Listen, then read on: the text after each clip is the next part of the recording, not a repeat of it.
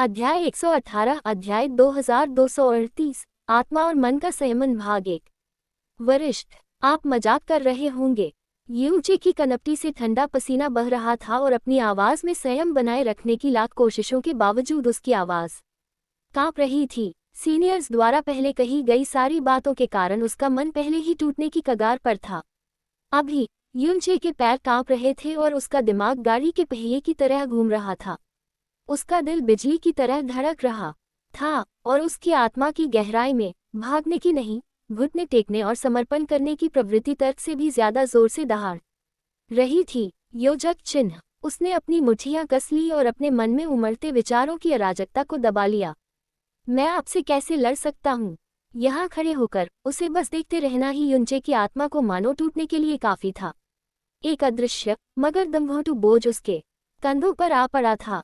उसने शुरू से ही लड़ने के बारे में सोचा भी नहीं था, कैसे सोच सकता था।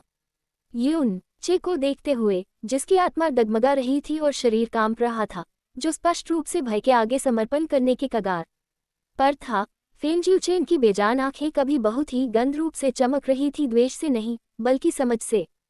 बिना कुछ कहे ही उसका रूप बदलने लगा।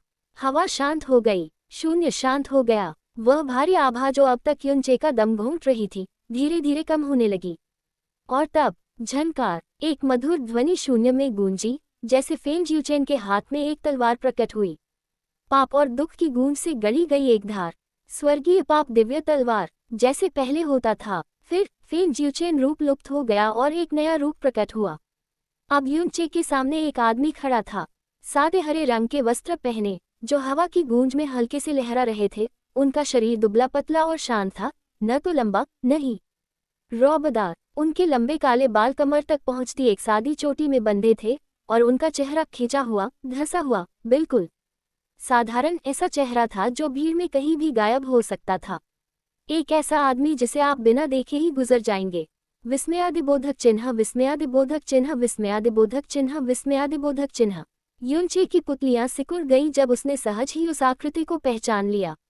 आखिर वो कैसे भूल सकता था? जुआनयुवान वेंटियन। और फिर जुआनयुवान वेंटियन ने बात की। तुम मुझसे डरते हो क्योंकि तुम जानते हो कि मैं कौन हूँ। तुम मुझसे डरते हो क्योंकि तुम मेरी शक्ति जानते हो। तुम मुझसे डरते हो क्योंकि तुम मेरा सम्मान करते हो और इसलिए तुम अपना ब्लेड उठाना नहीं चाहते।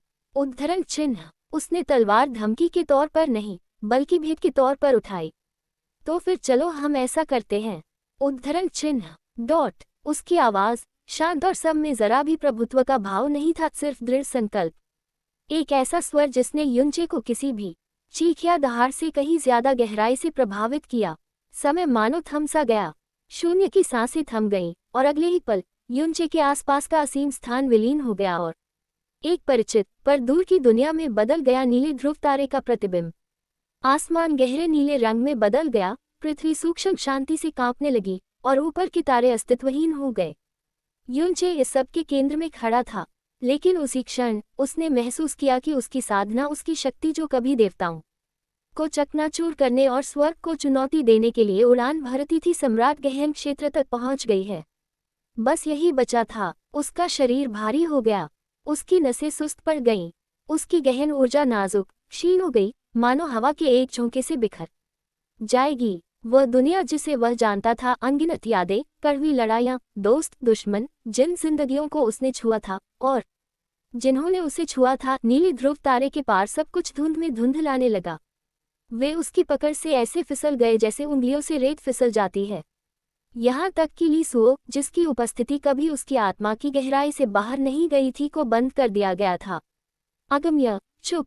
ऐसा लग रहा था जैसे उसने जो कुछ भी सहा था वह एक सपने से ज्यादा कुछ नहीं था और अब वह जाग गया था, वापस शुरुआत में। और उसके सामने जुआनयुवान वेंटियन, कभी स्वयंभू स्वर्गीय सम्राट, अपने होठों पर एक विकृत मुस्कान लिए ऊंचे स्वर में खड़ा था। लेकिन अतीत के विपरीत, जहां उसकी शक्ति की तुलना केवल उस व्यक्ति से की जा सकती थी जो दिव्य मूल क्षेत्र में आधा फुट की दूरी पर था। ये जुआनयुवान वेंटियन अपनी शक्ति के साथ पहले से ही दिव्य मूल क्षेत्र स्तर 2 पर मजबूती से खड़ा था। एक हाथ में उसने एक लंबी तलवार पकड़ी हुई थी, जिसकी धार काली ऊर्जा से गूंज रही थी, और दूसरे हाथ में एक औरत, इतनी मनमोहक सुंदरता की दुनिया ही उसके सामने फीकी लगती थी, उसकी उपस्थिति तूफान में खिले हुए एक नाजुक फूल की तरह। लेकिन अब उसकी सुंदरता दर्द से फीकी पड़ गई थी, उसका चेहरा पीला पड़ गया था, उसके होंठ कांप रहे थे। योजक चिन्ह। जुवानेयुवान वेंतियन ने उसका गला पकड़ रखा था, उसके नाजुक पैर जमीन से कुछ ऊपर थे और वह सांस लेने के लिए संघर्ष कर रही थी। उसकी बाहें शिथिल थीं, उसकी गहन ऊर्जा सीलबंद थी। फिर भी वही ऊंचे को पुकारने में सफल हो जाती है और उससे विनती करती है, भाग जाओ, भाग जाओ। उसकी आवाज कमजोर थी, जैसे उसे अपनी किस्मत पहले से ही पता थी। जुएर। युनचे की आवाज फट गई। योजक चिन्ह। उसकी आत्मा स्मृतियों से वंचित, शक्ति से वंचित, अतीत की छाया में वापस चली गई। चुपचाप चीख उठी जब उसने उस महिला को देखा जो कभी उसके साथ चलती थी, जो अब मृत्यु के कगार पर है। जुआनेयुवान वेंतियन के चारों ओर का आभामंडल मानो स्वर्ग से नीचे उतरता हुआ एक विशाल पर्वत था, अटल, अदम्य, शाश्वत। युनचे की वर्तमान स्थिति में उसे पार करना असंभव लग रहा था। उसके घुटने लगभग मुड़ गए, उसकी सांस गले में अटक गई, और वेंतियन की उपस्थिति में दुनिया मानो अंधेरी हो गई। योजक चिन्ह। उसका चेहरा पीला, शरीर शिथिल, आंखें धुंधली, फिर भी आशा की हल्की सी किरण से भरी हुई आशा की युनचे सही काम करेगा। फिर भी उन्होंने ऐसा नहीं किया। उसी क्षण कुछ भड़क उठा। युनचे की आत्मा में व्याप्त भय को क्रोध के तूफान ने निगल लिया।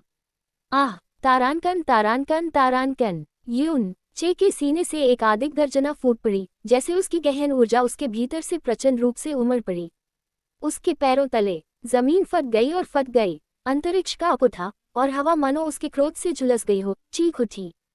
उसके हाथ में एक तलवार फूट पड़ी, उसका शरीर उसके क्रोध के साथ कांप रहा था।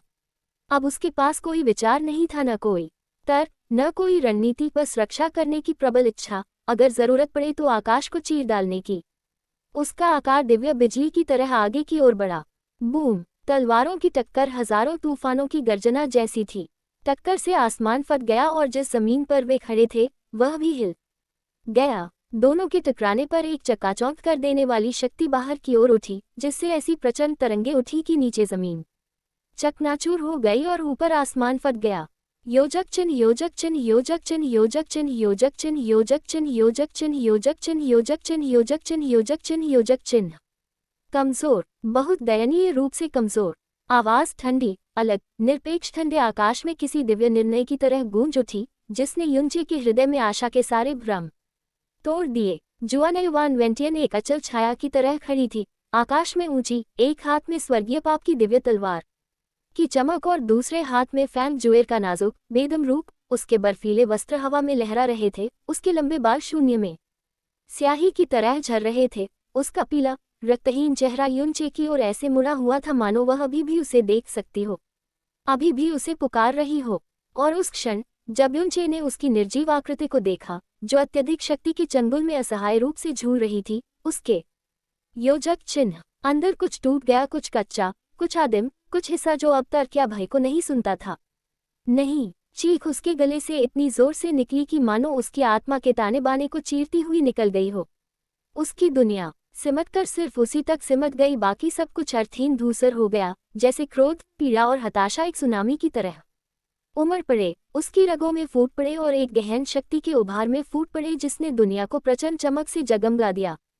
उसकी तलवार उसकी मुट्ठी में मूर्त हो गई, पागलपन की हद तक धकेले गए आदमी की पीड़ा से दहक रही थी, और एक ऐसी गर्जना के साथ जिसने आकाश को हिला दिया। वह एक टूटते तारे की तरह जुआनेयुवान वेंतियन पर टूट पड़ा, उसे बचाने की जरूरत से पूरी तरह ग्रस्त।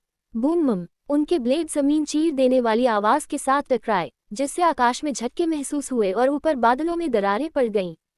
युनचे के प्रहार की ताकत पहाड़ों को भी तहस नहस कर सकती थी, लेकिन ये बेमानी था, बस इतना ही। व्यंग्यात्मक स्वर आया, इतना शांत कि युनचे का खून ठंडा पड़ गया। और तब दरार, एक घिनौनी आवाज, तीखी और आखिरी। फैंग जुएर का शरीर बिखरी हुई चीनी मिट्टी की तरह एक तरफ फेंका गया था, हवा में धीमी गति से घूम रहा था। उसकी नाजुक काया मौत में भारहीन थी, उसकी आंखें फीकी रोशनी से चौड़ी हो गई थी, उसकी उंगलियां फैली हुई थी मानो अभी भी उसे पकड़ने की कोशिश कर रही हो, जबकि जिंदगी चुपचाप उसकी मुट्ठी से फिसल रही थी। युनचे के पैर लड़खड़ा गए, उसकी आत्मा चीख उठी, तुम्हारी कमजोरी के कारण वह मर गई। शब्द खंजर थे, हर शब्द असहनीय भार से उसकी छाती में चुभ रहा था, और युनचे की सांस उसके गले में अटक गई। उसकी सच्चाई, उसकी क्रूरता, उसकी अंतिमता से लड़खड़ाते हुए वह कांपते अंगों के साथ आगे बढ़ा, उस तक पहुंचने की, उसे पकड़ने की, अंत बदलने की कोशिश कर रहा था, लेकिन इससे पहले कि वह एक और कदम उठा पाता, स्वर्गीय पाप दिव्य तलवार चमक उठी, विचार से भी अधिक तीव्र, मृत्यु से भी अधिक ठंडी। योजक चिन्ह। उसने इसे देखा भी नहीं था, उसने केवल महसूस किया था, उसके शरीर के फटने का तीव्र दर्द, उसके फटे शरीर से बहते हुए असहनीय ठंडक भरे खून और भयावह भारहीनता। जब उसकी दृष्टि उलट गई और उसकी दुनिया नियंत्रण से बाहर हो गई, उसका शरीर टूटकर और खून से लथपथ होकर धरती पर गिर पड़ा, फेंग जुएर की गिरती हुई लाश से भी अधिक तेजी से। और फिर सन्नाटा, अंधेरा, मौत और कमजोर। उसकी आंखें खुल गईं, उसका शरीर एक गया। एक बार फिर वह नीले ध्रुव तारे के हल्के नीले रंग के आकाश के नीचे खड़ा था। एक बार फिर जुआन वान वेंटियन उसके सामने, एक हाथ में ब्लेड लिए खड़ा था और दूसरे में फेंग जुआ। उसका पीला चेहरा उसकी ओर मुड़ गया। उसके होंठ कांप रहे थे जब उन्होंने उसका नाम पुकारने की कोशिश की और वही शब्द बुदबुदाए। बिल्कुल वैसा ही, सब कुछ एक जैसा। एक बार फिर क्रोध ने युनचे को मानो उसकी आत्मा में ज्वार की लहर की तरह घेर लिया, उसकी आग अंधा कर देने वाली थी। उसका क्रोध बेकाबू था। बिना सोचे समझे, बिना किसी हिचकिचाहट के वह आगे बढ़ा, उसके गले से इंसान से ज्यादा जानवर जैसी दहाड़ निकल रही थी। सारा तर्क प्रतिशोध और दुख के ज्वार में डूब गया। उसकी तलवार गहरी शक्ति से धधक रही थी, फिर भी वह एक ऐसे इंसान की तलवार थी जो भावनाओं से प्रेरित था, स्पष्टता से नहीं। और एक बार फिर वास्तविकता ने उसकी अवज्ञा का जवाब ठंडे अंतिम रूप से दिया। एक बार फिर फेंग जुएर की बेजान लाश आसमान से ऐसे लुढ़की जैसे कोई टूटा हुआ तारा जिसकी रोशनी छीन ली गई हो। उसके लाल वस्त्र हवा में बेजान से लहरा रहे थे, उसका नाजुक चेहरा दर्द और दुख के एक पल में जम गया था। एक बार फिर युनचे का शरीर चीर दिया गया, उसका मांस फट गया, उसकी हड्डियां स्वर्गीय पाप की दिव्य तलवार से चकनाचूर हो गई, उसकी चीख शून्य में समा गई, इससे पहले कि सब कुछ अंधकार में समा जाए। और फिर वह जाग उठा।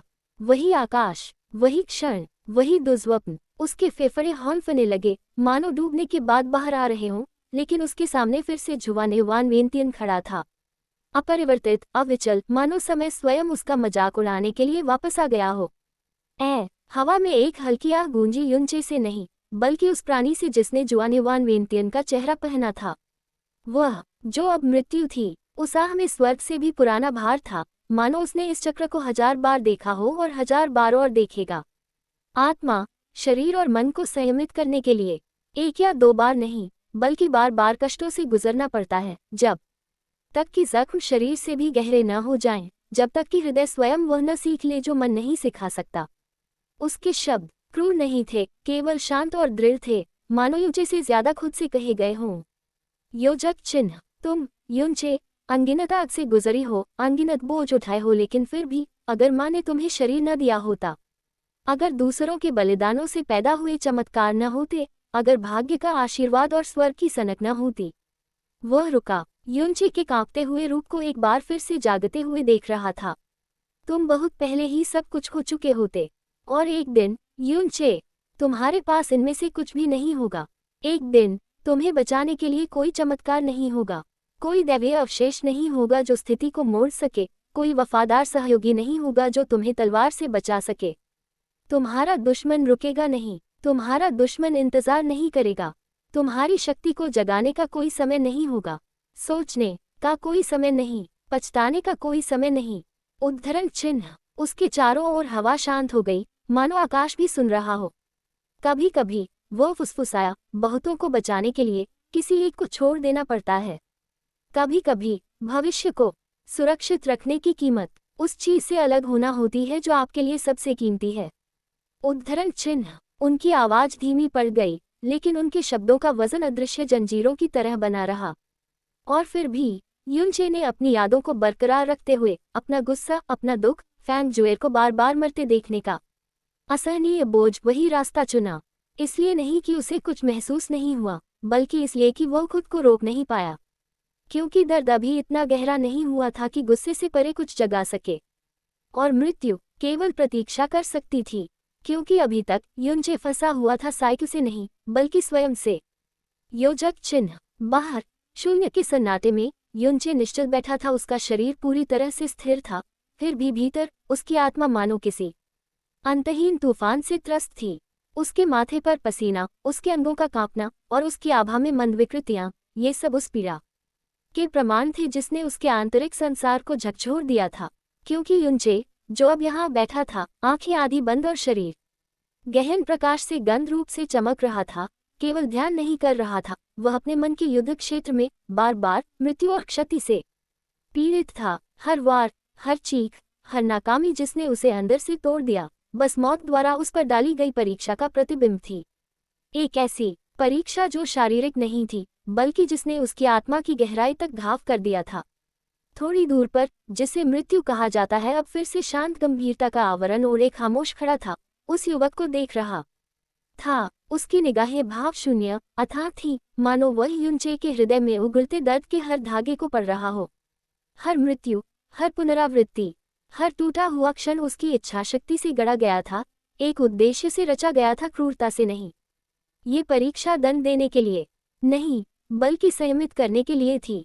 वह धीरे धीरे मुड़ा, उसके फटे हुए काले वस्त्र इस असीम निर्जीव विमान की जमी हुई धरती पर छाया की तरह घिसट रहे थे। योजक चिन्ह। उस क्षण उसके पीछे अंतरिक्ष में एक दूसरी उपस्थिति डोल उठी, शुद्ध सफेद रोशनी में नहाया हुआ एक साया, नाजुक और दीप्तिमान, फिर भी इतना हल्का कांप रहा था मानो यहाँ खड़े होने का कार्य ही उसके साहस की सीमाओं का परीक्षण कर रहा हो। ये ली सू था, युनचे की आत्मा के अभयारण्य से अनिच्छा से एक ऐसी शक्ति द्वारा अलग कर दिया गया जिसका वह विरोध नहीं कर सके। अब वह एक बार फिर दुनिया में खड़ी थी, अलग, कमजोर और उस अस्तित्व के आमने सामने जिससे भागने के लिए उसकी दिव्य सार के हर हिस्से ने उसे चेतावनी दी थी। उसकी दिव्य आभा कांप उठी, उसकी उंगलियां भींच गईं और उसके शरीर को ढंके प्रकाश का दीप्तिमान आवरण बेतरतीब ढंग से टिमटिमा रहा था, जैसे वह अपने भय से जूझ रही हो। हालांकि उसका भाव शांत था, उसका शरीर सच्चाई बयां कर रहा था, उसके अस्तित्व का हर रेशा उसे चिल्ला रहा था कि भाग जा, छिप जा, उसकी उपस्थिति से गायब हो जा। और फिर उसकी आवाज -1, धीमी, ठंडी और पुरानी बोलने लगी, डरो मत छोटी बहन, मैं तुम्हें कोई नुकसान नहीं पहुंचाऊंगा। उसके स्वर में कोई धमकी नहीं थी, कोई दुर्भावना नहीं थी, बस एक शांत निश्चय था जो किसी तरह इसे और भी भयावह बना रहा था, क्योंकि उसके लिए वह नाम छोटी बहन बिना किसी स्मृति के आया था। फिर भी वह उसकी आत्मा की गहराई में गूंज रहा था, उन भावनाओं को जगा रहा था जो होनी ही नहीं चाहिए थी, एक ऐसा भय पैदा कर रहा था जो मन से नहीं बल्कि उस नियम से आया था जिसने उसे बनाया था। आवाज सुनते ही ली सू की आंखें चौड़ी हो गईं और बिना किसी हिचकिचाहट के वह एक बार पीछे हटी, फिर दोबारा, जब तक उसका आकार धुंधला होकर दूर नहीं चला गया। वो तब तक नहीं रुकी जब तक वह लाखों मील दूर नहीं पहुंच गई, एक ही सांस में खाली जगह पार कर गई। हर धड़कन के साथ उसका दिल तेजी से धड़क रहा था। वहां जहां तक वह पहुंच सकती थी, सबसे दूर कोने में, लीसू आखिरकार रुक गई। उसके हाथ तेजी से चलने लगे, दिव्य अवरोधों की परत दर परत खड़ी करते हुए, अपने चारों ओर जीवन और प्रकाश की सुरक्षात्मक संरचनाएं बुनते हुए, यहाँ तक कि मृत्यु की आभा का एक हल्का सा कण भी उसके अंदर न जा सका।